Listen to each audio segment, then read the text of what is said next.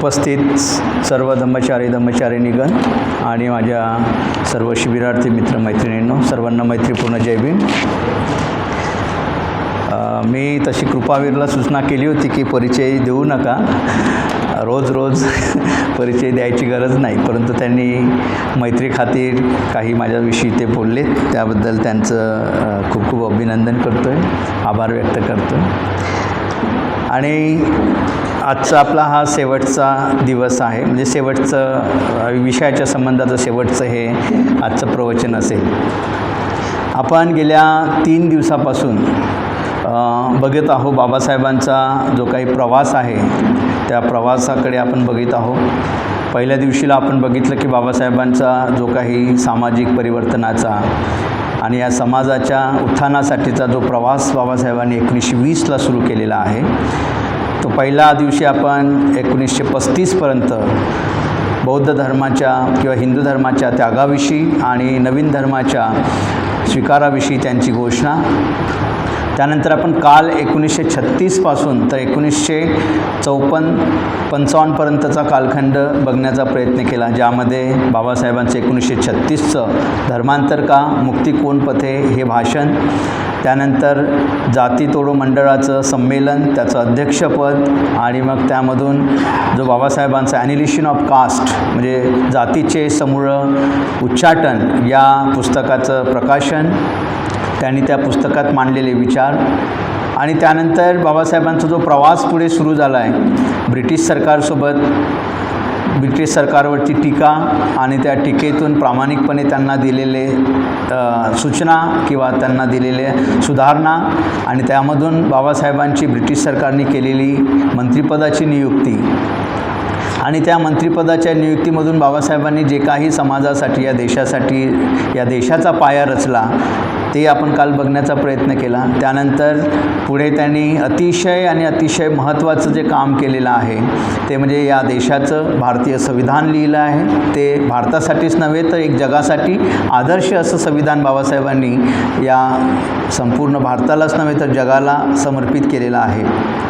आणि मग पुढे बाबासाहेबांनी 1950च्या आपण काही 2 घटना बघितल्या की बाबासाहेबांनी भगवान बुद्ध आणि त्यांच्या धम्माचे भवितव्य हे आर्टिकल महाबोधी सोसायटीला लिहिलं.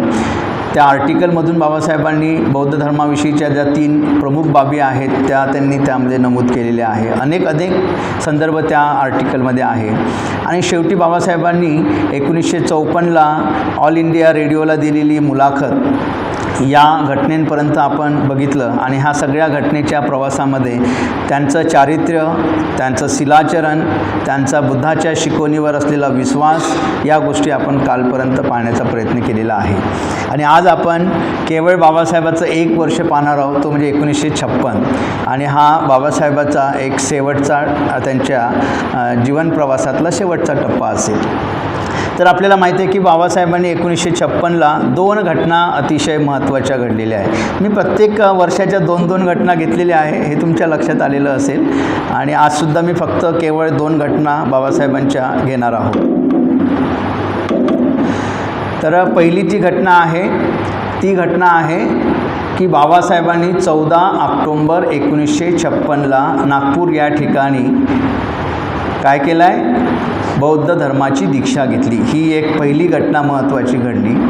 आणि तिथून लागलीच 50 ते 55 दिवसामध्येच बाबासाहेबांचं परिनिर्वाण झालं आहे, ते 6 डिसेंबर 1956ला.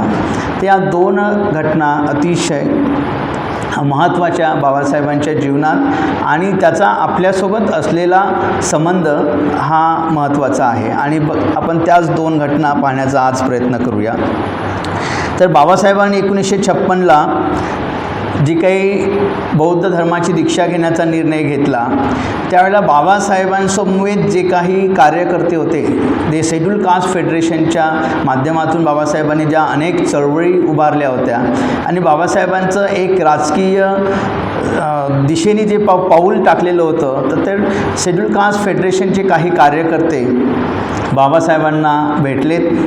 म्हणजे ज्या लोकांच्या भरवशावर, ज्या बाबासाहेबांच्या अतिशय जवळचे कार्यकर्ते होते, त्या कार्यकर्त्यांच्या भरवशावर बाबासाहेबांना जो दीक्षा समारंभ घ्यायचा होता, त्या भरवशाच्या कार्यकर्त्यांनी नागपूरला एक त्यांची मीटिंग झाली. बाबासाहेब त्या मीटिंगला उपस्थित होते आणि बाबासाहेबांना ते सांगतात की बाबासाहेब, आपण जो हा धर्मांतराचा जो सोहळा आहे हा काही महिने पुढे ढकलवण्यात यावा, कारण 1957ला सार्वजनिक निवडणुका होत्या लोकसभेच्या. आणि म्हणून बाबासाहेबांना ते सगळे कार्यकर्ते बाबासाहेबांना विनंती करतात की आपण ह्या सार्वजनिक निवडणुका ज्या आहे लोकसभेच्या त्या पार पाडून जाऊ द्याव्यात आणि त्यानंतर आपण धर्मांतराचा सोहळा करूया. तेव्हा बाबासाहेब त्यांना उत्तर देतात. आता बाबासाहेब उत्तर देतात, सामान्य कार्यकर्ते नव्हतेच, बाबासाहेबांचे अतिशय जवळचे. बरं, जवळचे म्हणजे कोणते? ज्यांच्या भरवशावर बाबासाहेबांना हा दीक्षा समारंभ करायचा होता ते कार्यकर्ते होते, म्हणजे तेच राबणार होते. आणि ती राबणारी टीम बाबासाहेबांना म्हणतात की हा धर्मांतराचा सोहळा पुढे घेतला पाहिजे, आपण आधी निवडणुका होऊन गेल्या पाहिजे. तेव्हा बाबासाहेब त्यांना सांगतात की मित्रांनो, तुमच्यासाठी निवडणुका महत्त्वाच्या असू शकतात, राजकारण महत्त्वाचं असू शकतं, असं मला अजिबात म्हणायचं नाही की हे महत्त्वाचं नाही, परंतु माझ्यासाठी मात्र बुद्धाचा धर्म हा अतिशय महत्त्वाचा आहे. त्यामुळं तुम्ही माझ्या समवेत आले तर तुमच्यासोबत, आणि तुम्ही माझ्यासोबत नाही आलात तर तुमच्याशिवाय मी 14 ऑक्टोंबर 1956ला नागपूर या ठिकाणी धर्मांतर करणार आहे, असं बाबासाहेब त्यांना निक्षून सांगतात. आता विचार करा, ज्या कार्यकर्त्यांच्या भरवशावर बाबासाहेबांना हा सोहळा संपन्न करायचा होता, त्या कार्यकर्त्यांना बाबासाहेब नाराज करून बाबासाहेबांचं इथे धैर्य, त्यांची हिंमत आणि बुद्धावर असणारी श्रद्धा, आणि असं म्हणूया की बाबासाहेबांना त्यांच्या मृत्यूची लागलेली चाहूल, ह्या सगळ्या गोष्टी जर आपण लक्षात घेतल्या तर आपल्याला लक्षात येईल की बाबासाहेबांचा जो काही निर्धार होता तो किती पक्का होता. बाबासाहेबांची श्रद्धा जी होती बुद्ध धर्माविषयी, ती किती गाढ श्रद्धा बाबासाहेबांची होती हे यावरून लक्षात येतं की जे कार्यकर्त्यांच्या भरवशावर हा कार्यक्रम घ्यायचा होता, त्या कार्यकर्त्यांना बाबासाहेब सांगतात की तुम्ही आले तर तुमच्यासह, आणि तुम्ही माझ्यासोबत नसाल तर तुमच्याशिवाय मी धर्मांतर करणार आहे. ही अतिशय महत्त्वाची गोष्ट 1956ला बाबासाहेबांच्या समवेत घडली. आणि नंतर मग बाबासाहेबांनी 1956ला 14 ऑक्टोंबर 1956ला नियोजनानुसार त्यांनी दीक्षा घेतली. अर्थात ते सर्व कार्यकर्ते बाबासाहेबांसमवेतच होते. बाबासाहेबांचा शब्दाच्या पलीकडे कुठलाच कार्यकर्ता नव्हता. त्यांची जरी इच्छा नसली तरी ते बाबासाहेबांच्या समवेत ते त्या कार्यक्रमात सहभागी झाले आणि धर्मांतर त्यांनीसुद्धा केलं आहे. आता बाबासाहेबांनी केलेलं धर्मांतर ही जगाच्या पाठीवरची अशी एक क्रांती आहे. जसं आपण कालच्या दिवशीला बघितलं की बाबासाहेबांनी लोकशाहीची व्याख्या केलेली होती, आणि लोकशाहीचा पहिला जनक बाबासाहेबांनी सांगितलं की हा भगवान बुद्ध आहे. आणि लोकशाहीची व्याख्या सांगताना बाबासाहेबांनी अनेक व्याख्या जगातल्या अनेक तत्त्वज्ञानांनी दिल्या, पण बाबासाहेब म्हणतात मला जी आवडतं किंवा मला जी वाटते लोकशाही कशी असायला पाहिजे, ती लोकशाहीची व्याख्या सांगतात की रक्ताचा एक थेंबही न सांडता लोकांच्या जीवनामध्ये आमूलाग्र परिवर्तन घडवून आणणारी शासन व्यवस्था म्हणजे लोकशाही. ही जी बाबासाहेबांनी लोकशाहीची व्याख्या केलेली आहे, त्या लोकशाहीच्या व्याख्येचं मूर्तिमंत उदाहरण आणि त्या लोकशाहीतून होणारं परिवर्तन, ज्याला आपण क्रांती म्हणतो, त्या क्रांतीचं उदाहरण म्हणजे 14 ऑक्टोंबर 1956चं बाबासाहेबांचं धर्मांतर. आणि बाबासाहेब तिथे म्हणजे आपल्याला हे लक्षात घेतलं पाहिजे की बाबासाहेबांचं जे धर्मांतर ही एक अशी ऐतिहासिक क्रांती होती की एकमेव अशी क्रांती होती की लाखो लोकांच्या जीवनामध्ये परिवर्तन आलेलं होतं. आता हा इतिहासकारांनी, तत्कालीन पत्रकारांनी चुकीचं लिखाण केलेलं आहे की 5 लाख लोकांच्या जीवनामध्ये बाबासाहेबांच्या धर्मांतरामुळं परिवर्तन आलेलं आहे. अतिशय खोटं. आणि तीच गोष्ट आपल्या बौद्ध साहित्यिकांनीसुद्धा तीच रेखाटलेली आहे अनेक पुस्तकांमध्ये. बघा की बाबासाहेबांच्या धर्मांतरामुळं काय झालं तर 5 लाख लोकांनी ज्यांनी दीक्षा घेतली त्यांच्या जीवनामध्ये आमूलाग्र परिवर्तन झालं. अतिशय साफ चुकीची गोष्ट आहे इतिहासामधली. 5 लाख लोक केवळ त्या धर्मांतराला उपस्थित होते, तिथे प्रत्यक्षदर्शी उपस्थित होते. आणि त्यावेळची संसाधनं आणि साधनं लक्षात घेता इतक्या लांबून लोक त्या ठिकाणी पोहोचू शकत नव्हते. बाबासाहेबांना अनेक ठिकाणी धर्मांतराचे सोहळे घ्यायचे होते, परंतु प्रत्येक ठिकाणी बाबासाहेब जाणार होते. तो कालावधी बाबासाहेबांना मिळाला नाही. म्हणजे प्रत्येक ठिकाणी धर्मांतर झाले असते, अनेक राज्यांमध्ये धर्मांतर झाले असते. आणि हे महाराष्ट्रातलेच लोक नाही तर महाराष्ट्राच्या बाहेरसुद्धा अनेक ठिकाणी धर्मांतर झाले असते. सोबत जे लोक पोहोचले प्रत्येकाच्या घरातून एखादी प्रतिनिधिक व्यक्ती त्या ठिकाणी गेलेला होता. कारण तेवढी आपला समाज प्रगल्भ नव्हता, तेवढं साधनसंपत्ती नव्हती, तेवढी काही दळणवळणाची साधनं नव्हती. त्याच्यामुळं म्हणजे 5 लाख लोक जरी तिथे उपस्थित असतील तर त्या 5 लाखांच्या प्रत्येक घरचे, आता त्यावेळेला तुम्हाला माहीत आहे 4-5, 5-7, 8-8 मुलं राहायचे, नवरा बायको, भाऊ बहीण, म्हणजे एका कुटुंबात 15-15 लोकांचं कुटुंब राहायचं. म्हणजे 5 लाख मुलीला एका कुटुंबातले 15 म्हणजे तर 15 लाख लोकांच्या जीवनामध्ये परिवर्तन झालं. आणि ते केवळ फक्त आपल्या महाराष्ट्रातली गोष्ट झाली. म्हणजे जे काही लोक तिथे पोहोचले प्रत्येक गावातले, माझ्या माहितीनुसार, म्हणजे मी माझ्या गावातल्या अनेक आमच्या आजोबांना विचारलं की आपल्या गावातून, म्हणजे आमच्या गावाची लोकसंख्या म्हणजे बौद्धांची लोकसंख्या नाही म्हटलं तरी 500-600ची लोकसंख्या आहे. मी त्या आमच्या गावात विचारलं आमच्या आजोबांना की आपल्या गावातून किती लोक धर्मांतराला गेले, तर 500-600 लोकांमधून फक्त 5 आजोबा धर्मांतराला गेलेले होते. म्हणजे किती 1% लोकसुद्धा प्रत्येक गावातून धर्मांतराला गेलेले नव्हते. तर अशी कितीतरी लोक, म्हणजे करोडोच्या संख्येत ती संख्या जाऊ शकते, एवढ्या लोकांच्या जीवनामध्ये परिवर्तन बाबासाहेबांच्या धर्मांतरामुळे आलेलं आहे. ही गोष्ट आपण युवकांनी या ठिकाणी लक्षात घेतली पाहिजे. आणि मग ही एवढं मोठं क्रांती बाबासाहेबांनी घडवून जी आणली ती रक्ताचा थेंब न सांडवता, कारण जगाच्या इतिहासाकडे जर नजर टाकल्या आपण, अनेक क्रांत्या घडल्या आजपर्यंत. रशियन क्रांती घडली, युरोपियन क्रांती घडली, फ्रेंच राज्यक्रांती घडलेली आहे. तुम्हाला अशा कितीतरी क्रांत्या सांगू शकतो, त्याचा इतिहास सांगू शकतो आपण, पण तो विषय नाही आपला. तर या प्रत्येक क्रांतीमध्ये रक्तपात झालेला आहे, हिंसक मार्गाने क्रांती झालेली आहे. जरी ती लोकशाही प्रस्थापित करण्यासाठी झाली असली, जरी ती न्याय मागण्यासाठी झाली असली, तरी प्रत्येक क्रांतीच्या मागे रक्तपात झालेला आहे. त्या ठिकाणी हिंसा घडलेली आहे आणि हिंसेच्या माध्यमातूनच सामाजिक परिवर्तन घडलेलं आहे आजपर्यंतच्या इतिहासात.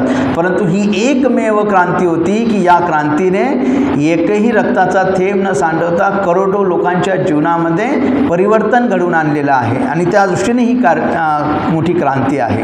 आता ही क्रांती घडवत असताना बाबासाहेबांनी बौद्ध धर्माचं एक प्रकारे रिन्युअल केलेलं आहे, ज्याला आपण रिन्युअल म्हणतो. जसं आपल्या एखादी ATM कार्ड असते, आपण त्याला रिन्यू करतो. आपला मोबाईल असतो, त्याला आपण अपडेट करतो. आपण वेगवेगळे, जसं लायसन्स आहे त्याला रिन्युअल करावं लागतं. तर अनेक गोष्टी आहेत. तर बाबासाहेबांनी जो परंपरेने 2500 वर्षापासूनचा जो बौद्ध धर्म आलेला आहे, तो बाबासाहेबांनी जशाने तसा स्वीकारलेला नाही, तर त्यामध्ये रिन्युअल केलेलं आहे बाबासाहेबांनी नवीनीकरण घडवून आणलेलं आहे.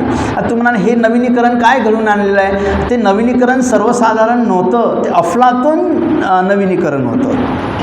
बौद्ध धर्माच्या परंपरेला तडा देणारं आणि त्याला चॅलेंज करणारं परिवर्तन बाबासाहेबांनी घडवून आणलेलं आहे.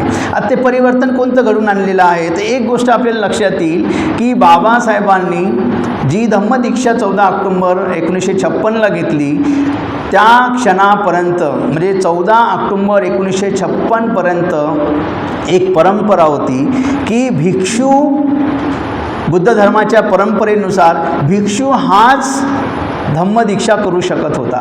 याआधी जगाच्या पाठीवर असं कुठलंही उदाहरण नाही की जो भिक्षू नाही पण त्यांनी धर्मांतराची दीक्षा घडवून आणली, असं जगाच्या पाठीवर उदाहरण नाही. ही पहिली धम्मदीक्षा होती की जी बाबासाहेबांनी उ चंद्रमणी यांच्याकडून दीक्षा घेतली, म्हणजे भिक्षूकडून दीक्षा घेतली, म्हणजे एका प्रकारे बाबासाहेबांनी बौद्ध धर्माच्या परंपरेचं पालनसुद्धा केलेलं आहे. म्हणजे बाबासाहेबांनी बौद्ध धर्माची परंपरा सोडलेली नाही हे सुद्धा तिथे अधोरेखित केलं. बाबासाहेबांनी स्वतः एका बौद्ध आणि ज्येष्ठ बौद्ध भिक्षूकडून त्यांनी बुद्ध धर्माची दीक्षा स्वतः घेतली आणि दुसऱ्या क्षणाला त्यांनी आपल्या लाखो अनुयायांना स्वतः दीक्षा दिली. आता आपण स्वतः दीक्षा दिली हे सांगण्याचं कारण एवढं आहे, मी जसं आधीच म्हटलेलं आहे की बाबासाहेबांच्या त्या धर्मांतरापर्यंत जगात असं उदाहरण नाही की एका संसारिक माणसाने, ज्या जो भिक्षू नाही अशा व्यक्तीने कधीही दीक्षा दिलेली नव्हती. ती पहिली जगातली दीक्षा होती बौद्ध धर्माच्या संदर्भात की जी बाबासाहेबांनी ती दीक्षा दिलेली होती आणि म्हणून त्या दृष्टीनं ते अफलातून नवीनीकरण होतं. म्हणजे बाबासाहेबांनी एका क्षणाला बौद्ध धर्माच्या परंपरेचं पालनसुद्धा केलं आणि त्या क्षणाला बाबासाहेबांनी आपल्या लाखो अनुयायांना बौद्ध धर्माची दीक्षा दिली. हे एक नवीन असं रिन्युअल बुद्ध धर्मामध्ये की उपासकसुद्धा दीक्षा देऊ शकतो. हे बुद्ध धर्माचं नवीनीकरण, ज्याला रिन्युअल म्हणू आपण, ते नवीनीकरण बाबासाहेबांनी त्या ठिकाणी केलं. एवढंच नाही तर बाबासाहेब पुढे काय म्हणतात की दरेकाला दीक्षा दिली पाहिजे. म्हणजे तो दीक्षेचा अधिकारही बाबासाहेबांनी स्वतःपाशी रिझर्व नाही ठेवला की आता मी दिली बाबा लाखो लोकांना दीक्षा, आता पुढच्या दीक्षा मीच देईल, असं नाही. तर बाबासाहेब तिथे पुन्हा मी तुम्हाला सांगू इच्छितो की 56पर्यंत आपला समाज अजूनही अशिक्षित होता, भोळा बाबडा होता. त्या अशिक्षित समाजाला बाबासाहेब सांगतात की इथल्या दरेकाला दीक्षा दिली पाहिजे. म्हणजे तुम्ही घरोघरी जा, आपल्या घरी जा आणि आपल्या घरच्या सर्व लोकांना दीक्षा द्या. म्हणजे बाबासाहेबांनी तो अधिकार दीक्षा देण्याचा प्रत्येक बौद्ध अनुयायांना तो अधिकार दिला. ही सुद्धा बुद्ध धर्माच्या इतिहासातलं पहिलं असं नवीनीकरण आहे, पहिलं असं चॅलेंज आहे बुद्ध धर्माला, त्या पारंपरिक बुद्ध धर्माला. आणि अशा प्रकारे बाबासाहेबांनी बुद्ध धर्माचं रिन्युअल केलं. एवढंच नाही तर या संदेशातून दोन गोष्टी अजून महत्त्वाची घडलेली आहे. एक गोष्ट अतिशय महत्त्वाची घडलेली आहे. आपण कालच योगायोगानं तो विषय आलेला होता की भिक्षू आणि आपल्याला भिक्षूविषयी असलेला आदर, आपण भिक्षूविषयीचा अनादर अजिबात करत नाही. भिक्षू म्हणजे मी तुम्हाला काल सांगितलं होतं की भिक्षू हा वेगळा विषय आहे आणि चिवर असले म्हणजे भिक्षू असं अजिबात नाही. म्हणजे मी तरी स्वतः मानत नाही. जे काही मी बाबासाहेबांचे रेफरन्सेस वाचलेले आहे, जे काही बुद्ध धर्माचं अल्पसं पुस्तकं काही वाचलेले असतील, त्या संदर्भात मला भिक्षूची डेफिनेशन, एक भिक्षू असाच व्यक्ती असतो जो प्रवज्जित झालेला असतो. आणि प्रवज्जा म्हणजे काय तर भौतिक साधनांचा त्याग करणे, भौतिक साधनांचा किंवा भौतिक जीवनाचा त्याग करणे आणि अकुशल मानसिक प्रवृत्तीचा त्याग करणे म्हणजे प्रवज्जा. काय म्हटलं आहे बाबासाहेबांनी की भौतिक साधनांचा त्याग करणे आणि अकुशल मनोप्रवृत्तीचा म्हणजे अकुशल प्रवृत्तीचा त्याग करणे, अकुशल मानसिक प्रवृत्तीचा त्याग करणे म्हणजे प्रवज्जा. आता बाबासाहेबांना अपेक्षित आहे की भिक्षूमध्ये हे दोन गुण असायला पाहिजे. एक तर त्याने काय करायला पाहिजे, भौतिक साधनांचा त्याग करायला पाहिजे. आणि म्हणून बुद्धाने सांगितलेलं आहे की भिक्षूजवळ 5च गोष्टी असल्या पाहिजे. मग ते तुम्हाला माहीत आहे, एक चिवर असले पाहिजे 3, एक भिक्षापात्र असलं पाहिजे, सुई धागा असला पाहिजे, बरोबर आहे. याच्या पलीकडे भिक्षूकडे दुसरं काहीही असता कामा नये. त्याला घर नसावं स्वतःचं, बरोबर आहे, त्याला कुठलं वाहन नसावं, त्याने पायी चाललं पाहिजे, त्याच्या डोक्यावरती केस नसावे. अनेक गोष्टी सांगितलेल्या आहे बुद्धाने त्या संदर्भात, अनेक त्यांची विनय आहे. पण विनयातली मुख्य हे गोष्टी आहे की तो 12 वाजताच्या आत त्यांनी जेवण करावं, एकदाच जेवण करावं. म्हणजे ह्या भौतिक साधनांचा त्यांनी त्याग केला पाहिजे. आजकाल भिक्षू आपल्याला माहीत आहे, कारपासून मोबाईल, त्याच्या पुढे स्वतःचे घरं, म्हणजे भिक्षूंचे स्वतःचे घरं आहेत, विहार बांधतात आणि विहार स्वतःच्या नावावर करतात. बुद्धाने सांगितलेलं आहे प्रवज्जित माणसाच्या स्वतःच्या नावावर कुठलंही प्रॉपर्टी असायला नको. हे बुद्धाने सांगितलेलं आहे. हे बाबासाहेब नाही सांगत आहे, मी नाही सांगत आहे, बुद्ध सांगत आहे. आज तुम्ही मॅक्झिमम भिक्षू बघा, त्या विहाराचे स्वतः ते अध्यक्ष आहेत, ते ट्रस्टी आहेत, स्वतःचे त्यांनी विहारं बांधलेले आहेत. त्याच्या पुढे जाऊन भिक्षूंनी अर्थ साठवण करू नये, पैशाचा साठा करू नये. आजकाल प्रत्येक भिक्षूचं बँक अकाउंट आहे. त्याच्यामुळं चिवरधारी व्यक्ती म्हणजे भिक्षू ही डेफिनेशन अजिबात आजच्या युवकांनी तरी स्वीकारायला नको. बुद्धांनी सांगितलेली, बाबासाहेबांनी सांगितलेली भिक्षूची व्याख्या आपण स्वीकारली पाहिजे आणि अकुशल मानसिक अवस्थांचं प्रवृत्तीचा त्याग त्यांनी केला पाहिजे. या प्रमुख गोष्टी त्यामध्ये असेल तर तो भिक्षू. तर ही जी भिक्षूची संकल्पना आहे, म्हणूनच बाबासाहेबांनी सांगितलं होतं का मी संगम शरणं गच्छामी म्हणत नाही. मग तो वेगळा विषय आहे, पण शेवटी बाबासाहेबांनी संगम शरणं गच्छामी म्हटलं आणि अर्थात या भिक्षू संघाला मी शरण जात नाही, तर बुद्धाच्या त्यावेळच्या तत्कालीन आर्य संघाला मी शरण जातो असं बाबासाहेबांनी तिथे सांगितलं. मला सांगायचा मुद्दा हा आहे की जी उपासक आणि भिक्षू ही जी एक दरी तयार झालेली आहे या समाजामध्ये अनादिकालापासून, की भिक्षू म्हणजे असा आणि उपासक म्हणजे असा. बुद्ध धर्माचा प्रचार आणि प्रसार करण्याचं काम केवळ भिक्षूचं आहे आणि उपासकांनी फक्त भिक्षूंची सेवा करणे आणि आपला संसार करणे एवढंच काम उपासकाचं आहे. ही दरी जी आहे ती दरी बाबासाहेबांनी 14 ऑक्टोबर 1956ला ही दरी संपुष्टात आणलेली आहे. हा भेद नष्ट केलेला आहे की एक उपासक आणि एक भिक्षू यामध्ये कुठलाही फरक नाही असे बाबासाहेब 15 ऑक्टोबर 1956च्या भाषणात म्हणतात. बाबासाहेब म्हणतात की एखादा उपासक आपलं कुटुंब सांभाळून आणि बुद्ध धर्माच्या शिलाचरणानुसार जर तो आचरण करत असेल तर तो एका भिक्षूपेक्षा कमी नाही असं बाबासाहेब स्वतः म्हणतात. म्हणजे बाबासाहेब काय अधोरेखित करतात की बुद्ध धर्माच्या शिकवणीनुसार जर एखादी अनुयायी, एखादी उपासक जर आचरण करत असेल तर तो एका भिक्षूपेक्षा कमी नाही. म्हणजे भिक्षू आणि उपासक यांना एका समान पातळीवर आणण्याचं काम बाबासाहेबांनी बुद्ध धर्माच्या नवीनीकरणामध्ये 14 ऑक्टोबर 1956ला घडवून आणलेलं आहे. तर हे आपण युवकांनी महत्त्वाची गोष्ट लक्षात घेतली पाहिजे. केवळ एखाद्याच्या अंगावर चिवर आहे, भगवं वस्त्र आहे म्हणून तो खूपच पवित्र व्यक्ती आहे आणि मग हे शर्ट पॅन्टमध्ये असणारे हे धम्मचारी हे आपल्यासारखाच माणूस आहे, अशा प्रकारची तफावत, अशा प्रकारची भेद आपण मानता कामा नये. तर दोन व्यक्तींमध्ये जर भेद करायचा असेल, त्याच्यामध्ये फरक करायचा असेल तर बाबासाहेबांनी सुद्धा एकच क्रायटेरिया सांगितलेला आहे, तो म्हणजे शिलाचरण. शिलाचरणाच्या पातळीवरच तुम्ही दोन व्यक्तींमध्ये फरक करू शकता.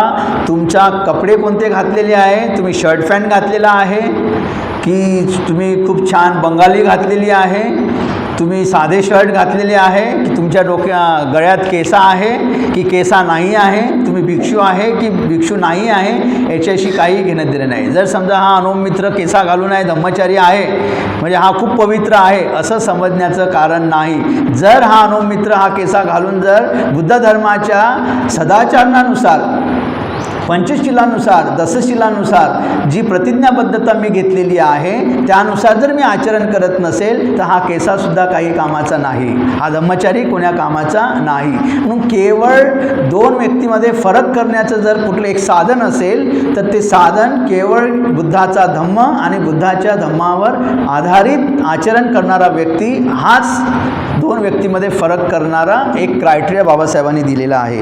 तर अशा प्रकारे नवीनीकरण बाबासाहेबांनी या ठिकाणी करून केलेलं आहे. हे आपण या ठिकाणी विशेष लक्षात घ्यावं. आणि एक अजून महत्त्वाची दुसरी जी घटना बाबासाहेबांनी 14 ऑक्टोबर 1956ला केलेली आहे ती म्हणजे जगाच्या पाठीवर तुम्ही इतिहास वाचा की बुद्ध धर्माची दीक्षा देण्यासाठी केवळ त्रिशरण आणि पंचशील घेऊनच बुद्ध धर्माच्या दीक्षा आजपर्यंत झालेल्या आहेत. परंतु 14 ऑक्टोबर 1956ची ही एकमेव अशी दीक्षा आहे जी पहिली दीक्षा आहे की ज्यामध्ये 22 प्रतिज्ञांचा अंतर्भाव बाबासाहेबांनी केलेला आहे. तर 22 प्रतिज्ञा ह्या पहिल्यांदा कोणत्यातरी धर्मांतरामध्ये अंतर्भूत केल्या गेल्या. ही बाबासाहेबांचं बौद्ध धर्मातलं नवीनीकरण आहे. हे सुद्धा आपण युवकांनी इथे समजून घेतलं पाहिजे. आणि मग ह्या बाबी समजून घेऊन त्या आत्मसात करून या बाबासाहेबाच्या धम्मदृष्टीवर आपण स्वतः आचरण करून बाबासाहेबांच्या चळवळीमध्ये आणि बाबासाहेबाला जे महान काम करायचं होतं, बाबासाहेबांनी जी धम्मक्रांती घडवून आणली त्या धम्मक्रांतीत आपलं स्वतःचं योगदान देण्यासाठी आपण युवकांनी पुढे आलं पाहिजे असं मला वाटतंय. कारण बाबासाहेबांनी अतिशय भावनिक आव्हान युवकांना केलेलं आहे. ते म्हणतात की हा रथ मी महत् प्रयासाने इथपर्यंत आणलेला आहे. तुम्हाला जर तो पुढे नेता नाही आला तर काही हरकत नाही, पण त्या रथाला किमान मागे तरी येऊ देऊ नका. अशा प्रकारचं आव्हान बाबासाहेबांनी त्यांच्या युवकांना केलेलं आहे, तत्कालीन युवकांना केलेलं आहे. अर्थात ते आपल्यालाही लागू आहे. त्यामुळे बाबासाहेबांनी अतिशय महत्प्रयासाने हा रथ इथपर्यंत आणलेला आहे. तेव्हा हा रथ जो इथपर्यंत आपल्यापर्यंत आलेला आहे, त्या रथाला कमीत कमी मागे घेऊन जाणार नाही, या गोष्टीचं आपण भान ठेवलं पाहिजे. त्यासाठी आपण काय योगदान देऊ शकतो याचा आपण विचार केला पाहिजे. आणि कारण बाबासाहेबांनी आपल्यासाठी त्यांच्या संपूर्ण जीवनाचं बलिदान दिलेलं आहे.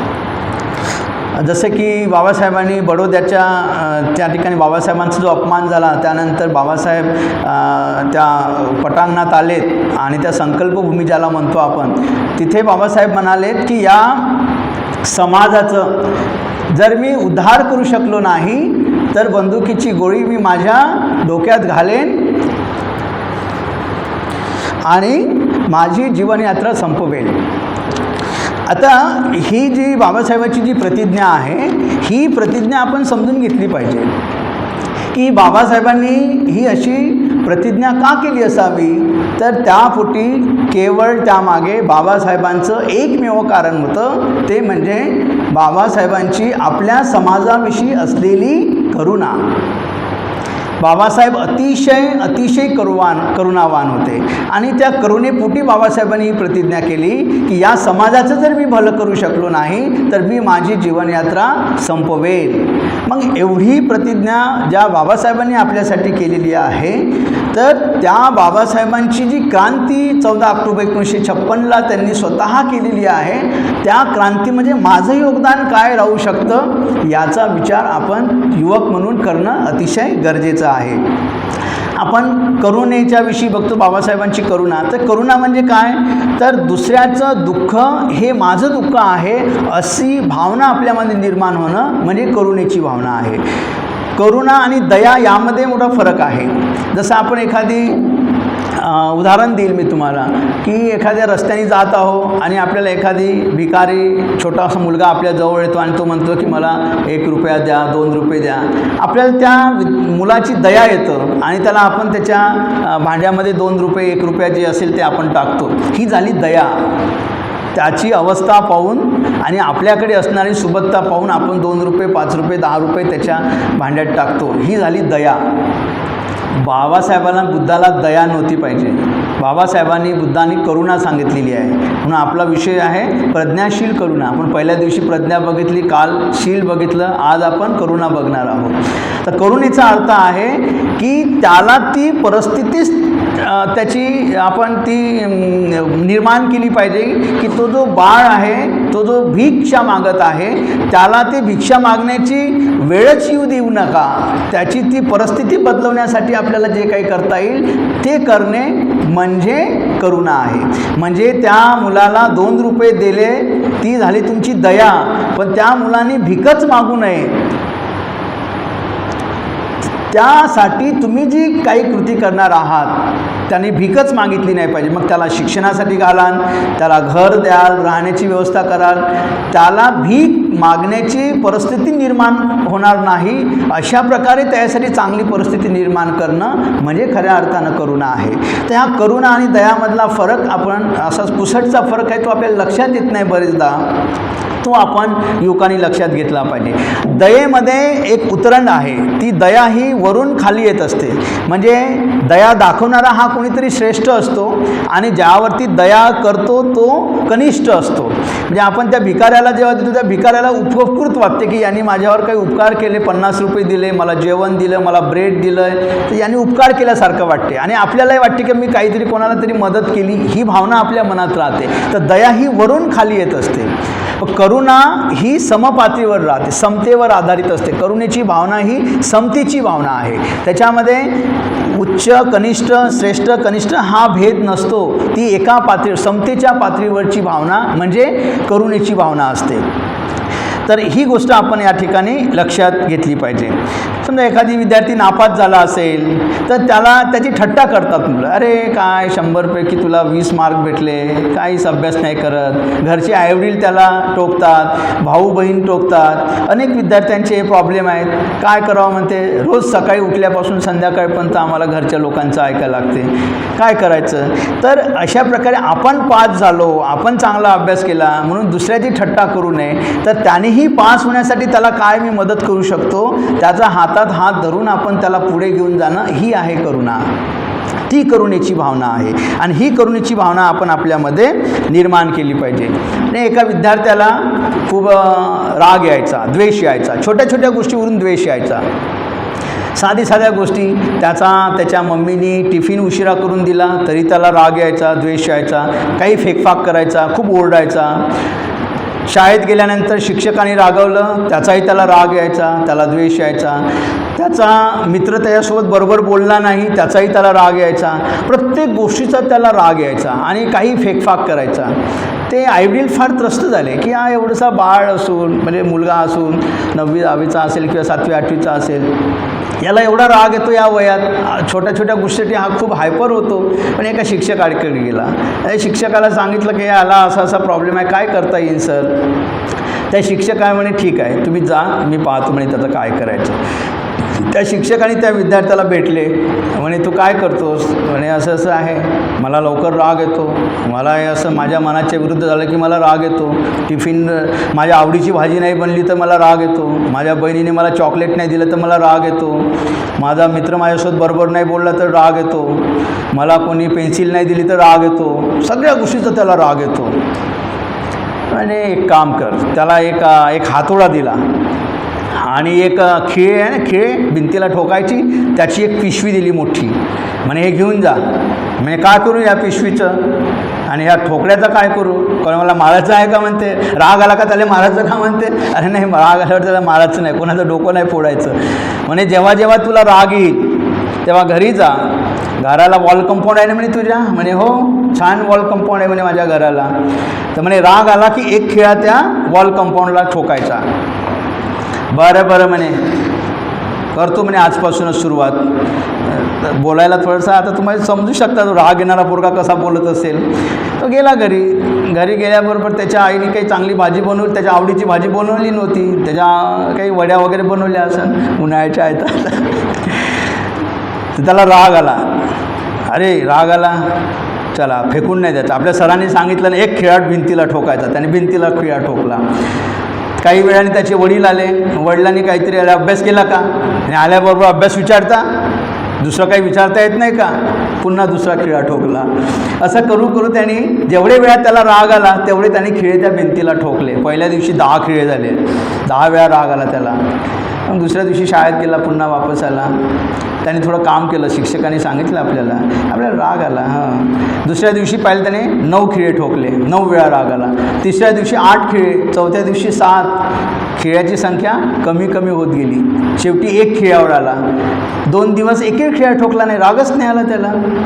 मग तो गेला शिक्षकाकडे, म्हणे सर आज 2 दिवसापासून राग नाही येऊ राहिला मला.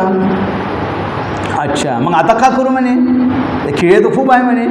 बरं म्हणे एक काम कर, ज्या दिवशी राग नाही आला त्या दिवशी तो 1 खिळा काढून घ्यायचा म्हणे. बरं म्हणे आजपासून सुरू करतो म्हणे. पुन्हा गेला, दिवसभर रागच नाही आला त्याला, 1 खिळा काढला. दुसऱ्या दिवशी राग नाही आला, पुन्हा दुसरा खिळा काढला. तिसऱ्या दिवशी राग नाही आला, पुन्हा जेवढे खिळे लावलेत तेवढे खिळे काढले, संपले खिळे वॉलवरचे. म्हणे आता काय करायचं आपण, चला म्हणे सरांनाच विचारू. सर पूर्ण खेळ निघाले म्हणे, आता का करायचं म्हणे पुढे.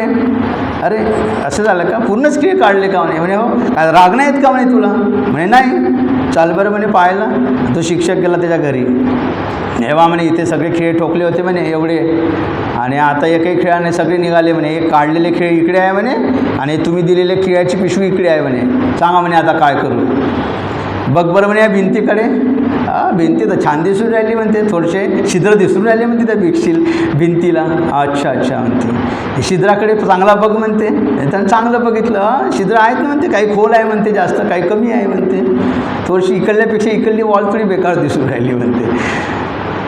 तर म्हणते बेटा असंच होते, जेव्हा तुला राग येतो, द्वेष येतो, तू ओरडतो दुसऱ्यांना, तू दुसऱ्यांचा द्वेष करतो, तू दुसऱ्यांना काहीतरी बोलतो, त्यावेळेला त्यांच्या मनावरती असेच खोलवर घाव पडतात. जे तुला ह्या भिंतीवरती जे छिद्र दिसतात ना, तसेच घाव त्यांच्या हृदयावर पडतात, त्यांच्या भावना दुखावल्या जातात.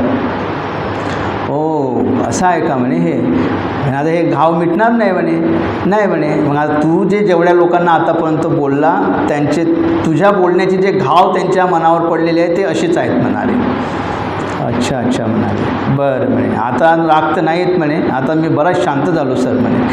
मग दुसऱ्या दिवशी गेला शाळेत. मग शिक्षक म्हणे आता काय करतो, तर राग नाही आहेत म्हणे. पण राग का नाही येत रे म्हणे तुला आता. थोडीशी बदलवलं म्हणे मी, थोडं माझ्या विचारांना पाहणं सुरू केलं म्हणे. त्या मित्रांनी वेदना सांगितल्या म्हणे कशा पाहायच्या, तर म्हणे तसं पाहायचा प्रयत्न करतो म्हणे. अच्छा अच्छा, आता एक काम कर म्हणे, तुला राग का नाही आला त्याचं कारण लिही म्हणे एका कागदावर, आणि ते प्रत्येक छिद्रावरती चिपकवायचं म्हणे ते कागद. बरं बरं म्हणे, आजच सुरू करतो म्हणे. मग त्याला पहिलं गेल्याबरोबर, शाळेतून घरी गेल्याबरोबर त्याच्या पुन्हा वड्याचीच भाजी. कारण घटना थोडी बदलणार आहे, घटना त्याच राहणार आहे. त्याला काही राग आला नाही. मग त्याने विचार केला का मला का आज वड्याची भाजी, आपल्या घरी भाजी नसेल, तर त्यामुळं मम्मीनी ही भाजी केली असेल, पैसे नसेल मम्मीकडे, वेळ नसेल. म्हणजे त्याने अशा प्रकारे विचार केला. दुसऱ्या दिवशी त्याचा घरी टिफिनला उशीर झाला. त्याला राग नाही आला. त्याने कारण शोधलं की मला राग का नाही आला. त्याने विचार केला की मम्मीची तब्येत चांगली नाही आहे, मम्मीला ताप आलेला आहे. मग काय केलं पाहिजे, मम्मी कशी टिफिन करेल. म्हणजे मम्मीच्या प्रकृतीची त्याला करुणा त्याच्या मनामध्ये निर्माण झाली, आणि त्याने त्याच्या मम्मीला मदत केली आणि त्याचा स्वतःचा टिफिन बनवला. तर अशी प्रत्येक गोष्टीकडे तो त्याच्या चांगल्या भावनेने आणि करुणेने पाहायला लागला. आणि अशा प्रकारे त्याने असे अनेक कागद चिपकवले. मग शिक्षक म्हणाला किती कागद चिपकवले, झाले जरा म्हणजे 50-60 कागद. पुन्हा शिक्षक गेले आणि आता काय करायचं या कागदाचं. तर म्हणे हे जे करुणेचं जे कागद चिपकवले आहे, तू जे कारण शोधले आहे, तर ही आहे म्हणे करुणा. अशा प्रकारची करुणा आपण निर्माण केली पाहिजे आपल्यामध्ये. आणि मग ही जी काही छिद्र पडलेली आहे ती म्हणे वॉलपुटी आणून त्याच्यात लावायचं. जे हे वॉलपुटी जे आहे ते जर लावली तर त्या घाव सगळे मिटून जातील. ती वॉलपुटी म्हणजे आपल्या मनातली जी करुणा आणि मैत्री आहे ते वॉलपुटी आहे. ती लावून आपण आपल्या ज्या काही लोकांच्या मनावरती ज्या काही जखमा आपण केलेल्या आहे त्या मैत्री आणि करुणेने आपण त्या घालवू शकतो. तर अशा प्रकारे विचार करून आपण या बाबासाहेबांच्या चळवळीमध्ये सहभागी झालं पाहिजे. कारण बाबासाहेबांनी 22 प्रतिज्ञेमध्ये 18वी प्रतिज्ञा सांगितलेली आहे. कोणती आहे, प्रज्ञाशील करुणा या बौद्ध धम्माच्या 3 तत्वाची सांगड घालून मी माझे जीवन व्यतीत करीन. म्हणजे माझं जीवन जगण्याचा मार्ग कोणता दिला आहे बाबासाहेबांनी स्वतःला, प्रज्ञाशील करुणा. तर आपण पहिल्या दिवशी प्रज्ञा बघितली, दुसऱ्या दिवशी शील बघितलं, आणि आज आपण करुणा बघत आहे. दुसऱ्याचं दुःख हे माझं दुःख आहे असं समजून आपल्या जीवनाचा प्रवास करणे, आणि या पद्धतीने जर आपण जीवन जगलो तरच खऱ्या अर्थाने आपण बाबासाहेबांच्या चळवळीमध्ये योगदान देऊ शकतो.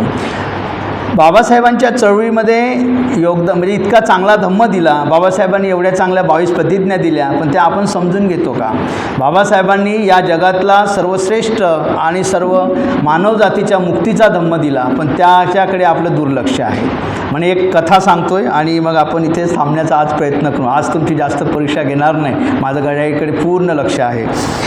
तर म्हणे एक राजा होता आणि एक लोहार होता. ती कथा तुम्ही ऐकलेली असेल. तो लोहार आपला लोहाराचं काम करायचा रोज, आणि लोहाराला काय पाहिजे, लाकडं पाहिजे कोळसा जाळण्यासाठी. मग त्याच्यावर तो त्याचे लोहाराचे सगळे कामं करतो. तो आणि याची एवढी गरिबी आहे, तर याची गरिबी दूर होण्यासाठी एका राजाने त्याला चंदनाची बाग गिफ्ट दिली, नेहगी चंदनाची बाग. मग त्या लोहाराने काय केलं, चंदनाच्या बागेमधलं एक एक झाड कापत गेला आणि त्याच्यावर त्यांनी लोहाराचं काम केलं. म्हणजे त्याच्यातून त्यांनी कोळसे तयार केले त्या चंदनाच्या लाकडांचे. एक दिवस असं करता करता त्याची बाग पूर्ण संपून गेली.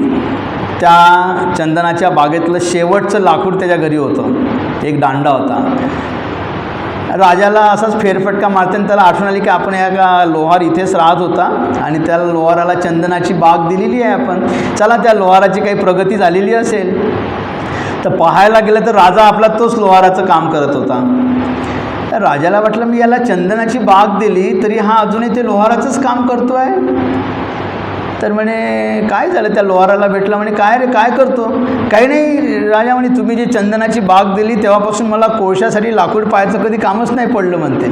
सगळे मी हे लाकडं कापत गेलो आणि हे माझा छान दिवस गेले म्हणते 2 वर्ष माझे. आत्ता शेवटचा एक दांडा आहे म्हणते, बाकी चंदनाची बाग सगळी संपली म्हणे. म्हणे हो सगळी संपली म्हणे, 2 वर्ष म्हणजे लाकूड घ्यायचं कामच नाही पडलं मला. म्हणे एक काम कर, म्हणे जो दांडा उरलेला आहे ना तो म्हणे बाजारात घेऊन जा आणि दुकानदाराला विचार का याचे किती पैसे देईल. तो गेला तो लाकूड घेऊन. तर त्या दुकानदाराने पाहिलं की हा आता चंदनाचा दांडा दिसतोय. त्यांनी त्याला एवढे मोठे पैसे दिले त्या चंदनाच्या त्या लाकडाचे. अरे म्हणे हे चंदनाचं लाकूड आहे म्हणे, किती महाग आहे म्हणे, तुला किती रुपये देऊ म्हणे. म्हणे द्या तुमच्या मताने, याला काय चंदनाची किंमत माहीत. तर त्याला खूप सारे पैसे दिले. तो घरी एवढ्या आनंदानं वापस आला राजाकडे. म्हणे राजा म्हणे मी 1 महिन्यात जेवढे पैसे कमवत नाही तेवढे पैसे तर एका लाकडाचे दिले म्हणे त्या दुकानदाराने. अरे मूर्खा म्हणे, मी तुला चंदनाची बाग दिली म्हणे, तुला करोडो अब्ज रुपये त्याच्यातून मिळाले असते, तुझ्या 7 पिढ्या पुढच्या जगल्या असत्या एवढी चंदनाची बाग तुला दिली, पण तू सगळी ते जाळून खाक केली. कारण ती बाग चंदनाची होती किंवा त्या लाकडाचं महत्त्व किंवा त्या चंदनाच्या झाडाचं महत्त्व त्या लोहाराला कळलेलं नव्हतं. मित्र हो, युवकांनो, बाबासाहेबांनी सुद्धा आपल्याला चंदनाची बाग दिलेली आहे. पण आपल्याला जी चंदनाची बाग दिलेली आहे 14 ऑक्टोबर 1956ला, ती बाग आहे बुद्ध आणि त्याच्या धम्मा हा ग्रंथाची. ती बाग आहे 22 प्रतिज्ञेची. ती बाग आहे प्रज्ञाशील करुणेची. ती बाग आहे आर्याष्टांगिक मार्गाची. ती बाग आहे शील समाधी प्रज्ञेची. ती बाग आहे 10 पारमिताची. हा बाबासाहेबांनी दिलेला बुद्धाचा धम्म आपल्याला बागेच्या नीतिमत्तेच्या स्वरूपात त्यांनी आपल्याला दिलेला आहे. परंतु आम्ही त्याचं कुठलंही चीज त्याचं करू शकलो नाही. आणि गेल्या 70 वर्षाच्या काळामध्ये आम्ही काय केलं तर आम्ही त्या बागेचं महत्त्व कळलं नाही आणि आम्ही बसलो, आम्हाला राजकीय सत्ता पाहिजे, आम्हाला प्रशासकीय सेवा पाहिजे, आमची आर्थिक सुबत्ता झाली पाहिजे. आम्ही भौतिक साधनांच्या मागे राहिलो आणि जे आपलं नीतितत्व होतं, जी खरी बाग होती, त्याचं महत्त्व न कळल्यामुळे आपल्याला आज हे दिवस आले. आणि आज आपण अतिशय चिंतातूर आहे की हे संविधान बदललं तर आपले फार हाल होतील, आपल्याला फार पुढचे दिवस बेकार येतील. परंतु आपण हे विसरलो की त्याच बाबासाहेबांनी ब्रिटिश सरकारच्या विरुद्ध टीका करू नये बाबासाहेबाला मजूर मंत्री म्हणून त्या ब्रिटिश सरकारने घेतलं. त्यानंतर ज्या बाबासाहेबांनी अखंड आयुष्यात काँग्रेसवरती टीका केली, संपूर्ण या देशातले नेते बाबासाहेबांच्या विरोधात होते, त्याच लोकांनी बाबासाहेबांना संविधान सभेवर घेतलं. ह्या सगळ्या गोष्टी आपण विसरलो आणि आपल्याला वाटतंय की आम्ही फक्त आमची राजकीय सत्ता आली, आम्ही खूप शिकलो म्हणजे आमचं सगळं प्रॉब्लेम सॉल्व्ह होतील. मुलं इंजिनियर झाले, डॉक्टर झाले, प्राध्यापक झाले, वकील झालेत, मोठ्या मोठ्या कंपन्यांमध्ये 40-40, 50-50 लाखांचे पॅकेज झाले. मुलं परदेशात जायला लागले. जेव्हा मुलगा परदेशातून लग्न करायला येतो त्याला त्रिशरणही म्हणता येत नाही, पंचशीलही म्हणता येत नाही. एक IIT मुलगा झाला, मुलगी MD MS आणि त्यांचं लग्न होतं. त्यांना म्हणलं बांधा पंचशीलचा धागा. तर मुलगी मला विचारते, म्हणते सर किती फेरे मारायचे त्या धाग्याचे. म्हणलं तुला जेवढे मारायचे तेवढे मार, 1 मार, 2 मार, 3 मार. म्हणे काही प्रॉब्लेम तर नाही. काही प्रॉब्लेम नाही होत. म्हणलं तुझ्या मनात प्रॉब्लेम होईल तेव्हा म्हणलं तुमच्या दोघांच्या संसारात प्रॉब्लेम होईल. त्या धाग्याचे किती वेळे मारल्याने प्रॉब्लेम येत नाही. म्हणजे आम्ही IITian झालो, आम्ही करोडो रुपये कमवायला लागलो, पण आम्ही नीतिमत्ता आणि बुद्धाचा धम्म सोडल्यामुळं अजूनही आम्ही त्याच हिंदू परंपरेच्या वेळात आहे. मी कालपासून बघत आहो, म्हणजे वाईट वाटून नका घेऊ, पर्टिक्युलर कोणाला बोलत नाही आहे. अनेक मुलींच्या, आपल्या बौद्ध मुली, सर्व बौद्ध आहे आपण, कोणी असं आहे का नॉन बुद्धिस्ट कोणी आपल्यापैकी? हातवर करा. नाही आहे. या मुलींच्या तुम्ही अजून बारकाईनं पहा, यांच्या पायामध्ये काळे धागे आहे बांधून अजूनही. कुठून आले काळे धागे, कशासाठी बांधले, कोणाची नजर लागली नाही पाहिजे. त्या काळ्या धाग्याकडे पाहून नजर लागत असेल तर हे हिंदू संस्कृती नाही तर काय आहे, कुठे शिकवला आपण बुद्ध धर्म. तर प्रत्येक गोष्टी पाहण्याची ही गरज आहे. म्हणजे आम्हाला ही नीतिमत्तेची बाग बाबासाहेबांनी दिलेली आहे, परंतु त्या बागेचं, त्या नीतिमत्तेचं महत्त्व आम्ही समजू शकलो नाही. त्यामुळं आम्ही या परिस्थितीला अजूनही आहे आणि अशीच परिस्थिती राहणार आहे. मित्रांनो, बाबासाहेबांच्या दृष्टीला आपण ओळखलं पाहिजे, बाबासाहेबांची दृष्टी आपण समजून घेतली पाहिजे आणि बाबासाहेबांचा जो हा रथ आहे, जो क्रांतीचा रथ आहे, तो पुढे नेण्यासाठी आपण प्राणपणाने झटलं पाहिजे, त्यासाठी आपण योगदान दिलं पाहिजे. आणि म्हणून हा विषय आपण असा निवडलेला होता की बाबासाहेबांची धम्मदृष्टी किंवा बाबासाहेबांची दृष्टी आणि युवकांचं योगदान. तर आम्ही युवक म्हणून काय योगदान देऊ शकतो. मी तुम्हाला मगाशी सांगितलं, भिक्षू आणि उपासक यामधला फरक आपण जाणला पाहिजे. प्रत्येक गोष्टीची डिफाईन केलं पाहिजे, व्याख्या केली पाहिजे की भिक्षू म्हणजे काय, धम्मचारी म्हणजे काय. ब्लाइंडली कोणावरच फेट ठेवू नका. जे केसा दिसला म्हणजे हा खूप चांगला माणूस, चिवरधारी माणूस दिसला म्हणजे हा खूप पवित्र भिक्षू, अशा फंदात पडू नका. त्याचं आचरण शोधा, त्याचं आचरण बघा, आचरणाकडे पाहून दोन माणसामधला फरक करा. हे योगदान आहे, हे कराल तर हे योगदान आहे. आणि हे करण्यासाठी हे धम्मचारी असेच, हे अनोमित्र तसाच आहे, ह्याला फक्त बोलायलाच पाहिजे, 1 तास भाषण देते नुसता, याने कमी भाषण दिलं पाहिजे, कमी वेळात सांगता आलं पाहिजे, हे आहेच बरोबर. परंतु हे करण्यासाठी जर अनोमित्र हे करत नसेल, अक्षय मित्र करत नसेल, कृपावीर करत नसेल, अमित प्रभा करत नसेल, अमृतामाया करत नसेल, तर नुसतं टीका करू नका. तुम्ही हे धाडस ठेवा की यांच्यापेक्षा मी चांगलं काम करू शकते, मी पटापट या चळवळीत येईल, शिबिरं करील, धम्मचारीने बनेल आणि यांच्यापेक्षा चांगला धम्मप्रचार करून दाखवेल. हा निर्धार करा.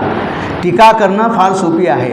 अरे ज्यांना जमतं, जेवढं जमतं तेवढं आम्ही आमच्या क्षमतेनं करत आहोत. आम्हाला माहिती आहे तुमची क्षमता आमच्यापेक्षा 10 पटीनं जास्त आहे. त्यासाठी समोर या आणि बाबासाहेबांच्या चळवळीमध्ये योगदान देण्याची तयारी ठेवा. आणि तरच म्हणजे आपण ही जी बाबासाहेबांची दृष्टी आहे ती दृष्टी खऱ्या अर्थाने या समाजामध्ये प्रस्थापित करू आणि पुढच्या अनेक पिढ्या ज्या आहे त्या आपण सुरक्षित करू शकू. आणि म्हणून बाबासाहेबांची जी दृष्टी आहे ती समजून घेऊया. आणि या चळवळीमध्ये केवळ याच नाही तर जिथे तुम्हाला काम करणं शक्य असेल, तुम्हाला प्रश्न असतील, TBM विषयी प्रश्न असतील, आहेत चुका आहेत असं नाही. म्हणजे बा TBM म्हणजे बा एकमेव खूप चांगली संस्था आहे किंवा खूप चांगला संघ आहे असं आम्ही अजिबात म्हणत नाही. म्हणजे बाकी म्हणत असतील, मी माझं वैयक्तिक मत सांगतो, अनेक संघटना असू शकतात, अनेक चांगले लोक राहू शकतात, आमच्यापेक्षाही सुंदर काम करणारे लोक. तुम्हाला जिथे चांगलं वाटत असेल तिथे चांगलं काम करा, प्रशिक्षण घ्या. नाहीतर मग भिक्षूच्या स्टोऱ्या मी अनेक सांगू शकतो. माझे मित्र जो काही भिक्षू आहे, म्हणजे माझी क्लासमेटच होती आणि त्या क्लासमेटसोबत त्याचं प्रेम झालं आहे आणि त्या क्लासमेटनं माझ्या मैत्रिणीनं दुसऱ्यासोबत लग्न केलं आणि तिसऱ्या दिवशी हा भिक्षू झाला. म्हणजे तुमची गर्लफ्रेंड तुम्हाला पळून गेली म्हणून तुम्ही भिक्षू झाला आणि एका दिवशी भिक्षू झाल्याबरोबर तिसऱ्या दिवशी मस्त दान यायला म्हणले, अरे काय अनुमित्र म्हणजे तू धम्मचारी झाला. हे बघ म्हणते माझ्याकडे दररोजचं 4-5 हजार रुपये दान येते, अलिशान काम आहे, सगळं घर आहे, सगळं व्यवस्थित आहे. आणि तू काय बसतो म्हणे लोकांच्या घरी 100 रुपये दान द्या, 200 रुपये दान द्या आणि तुला सांगा लागते म्हणे की या माझं प्रवचन ऐकाले. हे लोक मलाच बोलवते म्हणे आणि पाया पण लागते म्हणे. तुझ्या कोणी पाया पडते का म्हणे इतके दिवसात. म्हणलं माया तर कोणीच पाया नाही पडला आजपर्यंत. म्हणजे दररोज माया 100 बाया पाया पडते. म्हणजे बायाच कोण रे, माणूस काय पडत का. अभे म्हणे आता म्हणे मी भिक्षू झालो, अरे करे म्हणतं का म्हणे. अरे म्हटलं तूच तर अभे म्हटलं म्हटलं तू पहिले तुझी वाचा सुधरव, मग म्हटलं तुला मी भिक्षू म्हणे. आणि तू किती पवित्र भिक्षू आहे तर मला माहीत आहे म्हटलं. तर असे अनेक भिक्षूच्या स्टोऱ्या मी सांगू शकतो तुम्हाला, अतिशय जवळचे भिक्षू. बरं, हे तुम्हाला अनोळखी झाले. तुम्ही ज्या भिक्षूंना पवित्र समजता, फेमस भिक्षू आहे या भारतातले, त्या भिक्षूच्या स्टोऱ्या जर ऐकायच्या असेल तर माझ्यासोबत संपर्क साधा. त्यांचं रिअल लाईफ काय आहे मी तुम्हाला सांगू शकतो. म्हणजे पर्सनल काही संबंध आहेत अशा भिक्षूंसोबत, अनेक संघटनांसोबत. सांगायचं तात्पर्य कुणावर टीका टिप्पणीचा विषय नाही, परंतु बाबासाहेबांच्या चळवळीत जर योगदान द्यायचं असेल तर आपल्याला प्रशिक्षित व्हावं लागेल. 1 दिवसांनी 2 दिवसांनी काहीतरी मनावर परिणाम झाला ना झालो भिक्षू आणि मग झालो मी धम्मप्रचारक, ह्या फंदात पडू नका. एखाद्या संघटनेमध्ये 1000 रुपये 2000 रुपये दान दिलं की झाले तुम्ही त्या संघटनेचे सदस्यता फी भरली का झाले सदस्य. TBMमध्ये लाख रुपये दिले तरी तुम्हाला हा गळा केसा भेटू शकत नाही. म्हणजे आम्हाला चॅलेंज आहे, इथल्यापैकी जर तुम्ही 40-45 मुलं असेल आणि कोणाकडे जर 5-10 लाख रुपये असेल तर तुम्ही करून पहा उद्या परवा प्रयत्न, 15 दिवसात, 1 महिन्यात, 1 वर्ष देतं तुम्हाला आणि केसा घेऊन दाखवा. हा लाख रुपयात तुम्ही करोड रुपये मोजाल तरी हा केसा तुम्हाला भेटू शकत नाही. पण तू भारतातली कोणतीही संस्था सांगा तुम्ही की मला या संस्थेचा सदस्य व्हायचा आहे, तुम्हाला तुमच्याकडे जर 1 लाख रुपये असेल, 1 लाख हे खूप झाले, 50,000 रुपये जरी असेल, मॅक्स टू मॅक्स 1 लाख रुपये, तरी भारतातल्या कोणत्याही संस्थेचा सदस्य तुम्हाला 5 दिवसात करून देऊ शकतो. 5 दिवसात, 6वा दिवस उजाडणार नाही. म्हणून प्रशिक्षणाची पद्धती आहे. प्रशिक्षण घ्या, बुद्ध धर्माचं प्रशिक्षण घ्या आणि धम्मप्रचार आणि प्रचारासाठी पुढे येण्यासाठी आपण प्रयत्न करा. 2 माणसं जोडता येत असेल तर तो प्रयत्न करा. लावलेल्या भिंतीतल्या विटा काढण्यापेक्षा नवीन वीट लावता असेल तर तो प्रयत्न करा, पण लावलेली वीट काढण्याचा प्रयत्न करू नका. या मुवमेंटसोबत 2 माणसं जोडता आली तर जरूर जोडा, पण या मुवमेंटचं तुम्हाला जर काही पटत नसेल तर शांत बसा. पण या मुवमेंटला जुळलेली माणसं तोडण्याचा प्रयत्न आणि ते पाप आपल्या वाट्याला येणार नाही याच्यासाठी तुम्ही प्रयत्नशील राहा. आणि हेच खऱ्या अर्थानं युवकांचं योगदान असेल. आणि अशा पद्धतीने बाबासाहेबांची दृष्टी आपण समजून घेऊया आणि पुढे जाऊया. आपण दररोज मला 1 तासाच्या वर ऐकलेलं आहे. आज माझं तुमची परीक्षा घ्यायची तयारी नाही आणि माझ्या मैत्रीण अमित प्रभा मला रोज आठवण करून देत आहे, त्याबद्दल त्यांचंही धन्यवाद. आणि आज मी थोड्या वेळेत संपवण्याचा प्रयत्न करतो, राहिलेले मुद्दे स्किप करतो आणि आपण मला शांत चित्तानं ऐकलं याबद्दल आपलं धन्यवाद व्यक्त करतो आणि इथेच थांबतो. धन्यवाद.